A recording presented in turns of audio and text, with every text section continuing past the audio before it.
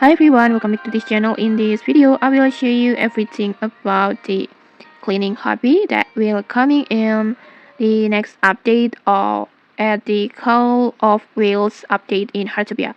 So in this new hobby, you will clean polluted corals reef using the basic oceans cleaner.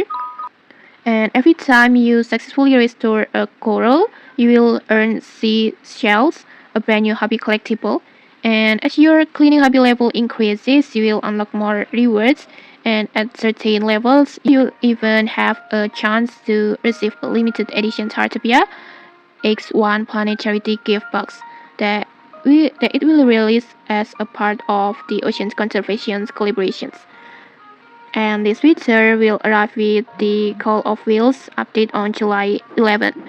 And okay, that's it. If you found this helpful, don't forget to like, comment, and subscribe for more tutorials. Thanks for watching, and see you!